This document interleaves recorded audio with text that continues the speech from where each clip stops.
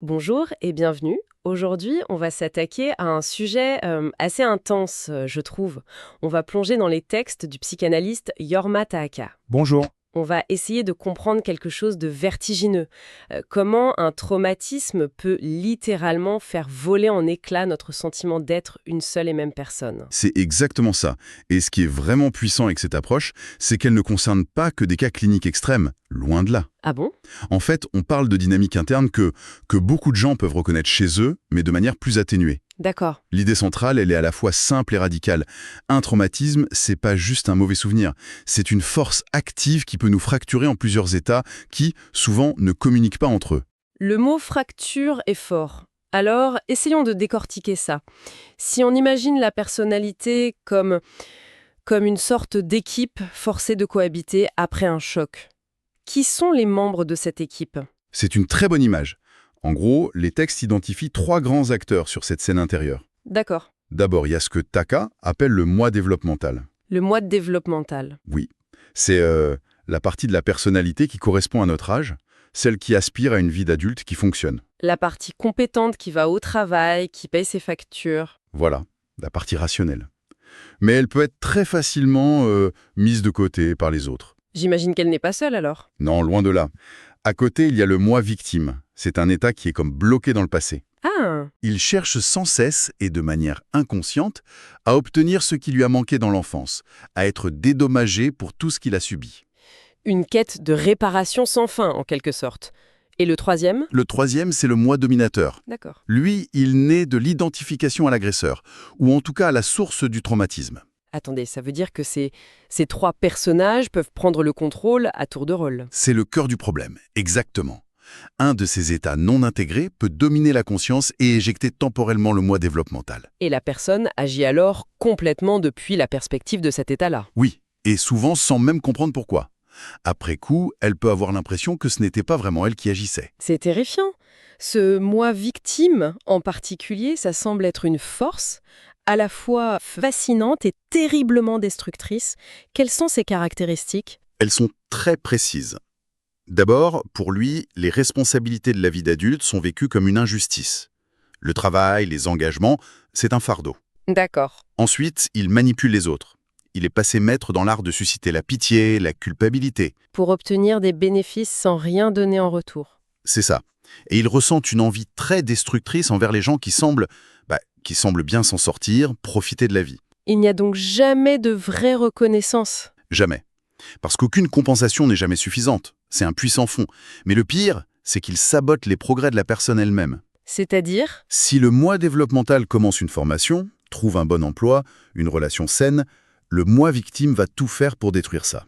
Comment? Par une dépression soudaine, un abus d'alcool, n'importe quel comportement autodestructeur qui ramène la situation au chaos. Il ne supporte pas la réussite en fait. La réussite de l'adulte signifierait sa propre disparition. La source utilise une analogie qui est glaçante, celle du coucou dans la personnalité. Ah oui, elle est parfaite.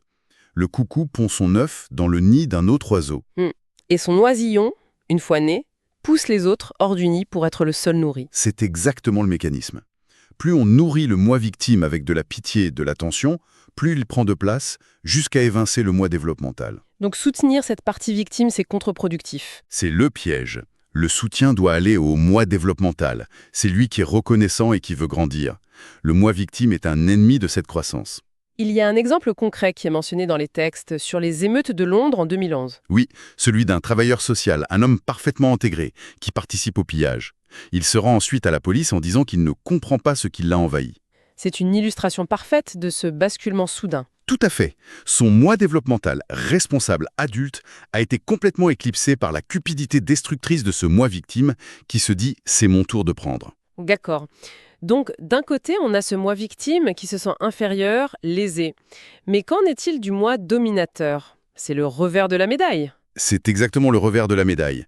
Il naît de l'identification à l'agresseur pour survivre au traumatisme. C'est un mécanisme de défense, donc. Oui, un mécanisme qui devient une agression.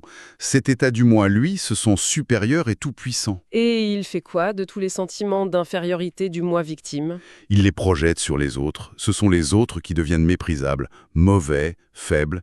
C'est une façon de se purger de ce qui est insupportable en soi. Une personne qui a été harcelée peut donc devenir harceleur quand ce moi dominateur est actif? Précisément, les sources indiquent que c'est un arrière-plan psychologique très courant pour le harcèlement ou le racisme. Et le plus fou, c'est que la même personne peut alterner entre les deux. Oui, et parfois en l'espace de quelques secondes, passer de victime absolue à bourreau. Les deux sont les facettes de la même blessure traumatique. J'ose à peine imaginer les conséquences dans un contexte familial. Pour un enfant, ça doit être... C'est un environnement profondément chaotique et insécurisant. Souvent, le parent va parentifier l'enfant. C'est-à-dire? Il en fait son confident, son soutien. Il inverse les rôles. C'est le moi victime du parent qui demande à l'enfant de prendre soin de lui. L'enfant devient le parent de son propre parent. Et ce n'est pas tout. Dominé par ce moi victime, le parent peut entrer en compétition avec l'enfant, être jaloux, le négliger ou le blesser sous couvert de discipline. Et à l'inverse? À l'inverse, il peut projeter son propre moi victime sur l'enfant et le gâter à l'excès, mais en partant de ses propres besoins à lui, pas de ceux de l'enfant. Mais le pire, j'imagine, ce sont les basculements. L'imprévisibilité. C'est ce qui est le plus destructeur, oui. Un instant, le parent se confie à l'enfant comme à son meilleur ami. L'instant d'après, le moi dominateur prend le dessus et l'enfant devient la cible d'une violence, verbale ou physique, totalement imprévisible. Il y a l'exemple de cette mère. Oui, qui accuse sa fille d'être la source de tous les maux, juste après lui avoir fait des confidences. Pour un enfant, c'est une folie. Et pour les services sociaux, ça doit être très difficile à évaluer. Extrêmement. Parce que ses parents ont appris à deviner ce que les autres attendent d'eux. Ils peuvent jouer le rôle du parent idéal de manière très convaincante lors de brèves rencontres. Le chaos reste à huis clos. Exactement. Face à une complexité pareille, comment la thérapie peut-elle intervenir? Est-ce qu'il y a une approche spécifique? Oui, un des textes mentionne une technique qui s'appelle la description empathique. La description empathique, qu'est-ce que c'est? Alors l'idée, c'est que le thérapeute ne va pas chercher à interpréter. Il ne va pas dire « en fait, vous ressentez ça parce que ». D'accord. Il va plutôt essayer de se mettre à la place du patient pour verbaliser son état interne chaotique, ce que les textes nomment le moi chaotique.